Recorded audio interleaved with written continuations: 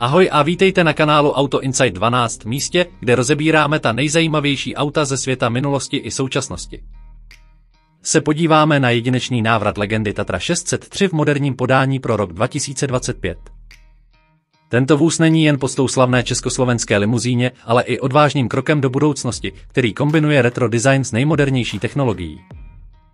Designově nový model Tatra 603 pro rok 2025 zachovává charakteristické prvky originálu, například zaoblenou karoserii, výraznou přední masku a unikátní tříoký světlomet, nyní však ve formě adaptivních LED světel. Celkový tvar karoserie ctí aerodynamiku, zatímco ostré linie a hladké přechody dávají vozu moderní, téměř futuristický vzhled. Karoserie je postavena na hliníkovém šasi s karbonovými výstuhami, což zajišťuje nízkou hmotnost a vysokou tuhost. Interiér vozu je stejně působivý jako jeho zevnějšek. Kabina kombinuje prvotřídní materiály ručně šitou kůži, dřevo a hliník s minimalistickým a přehledným uspořádáním.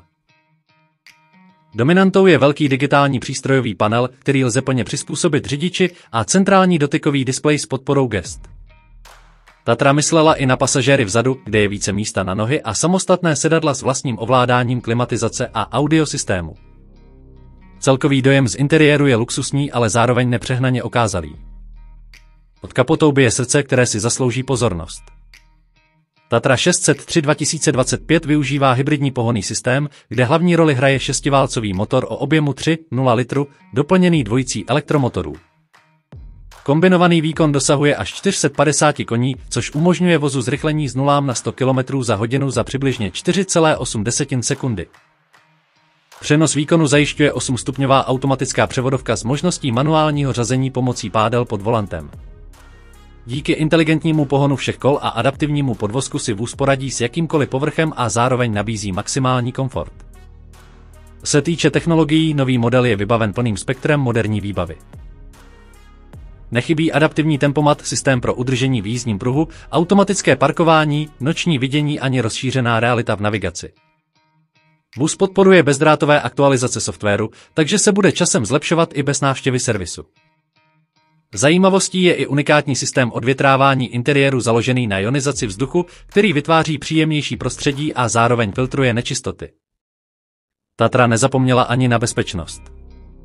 Kromě standardních prvků, jako je 9 airbagů, ABS a Escape, nabízí i systém prediktivního brzdění a sledování mrtvého úhlu. V testech Euro NCAP získal vůz maximálních 5 hvězdiček. Je to důkaz, že Tatra dokázala spojit tradici s nejmodernějšími požadavky na bezpečnost. Z hlediska praktičnosti nový model potěší i každodenní řidiče. Zavazadlový prostor má kapacitu 520 litrů, což je víc než dostačující pro rodinné výlety nebo pracovní cesty. Spotřeba se v hybridním režimu pohybuje kolem 5,2 litru na 100 km, přičemž ve městě lze jezdit i čistě na elektřinu. Dojezd čistě na baterii činí zhruba 60 km, což postačí pro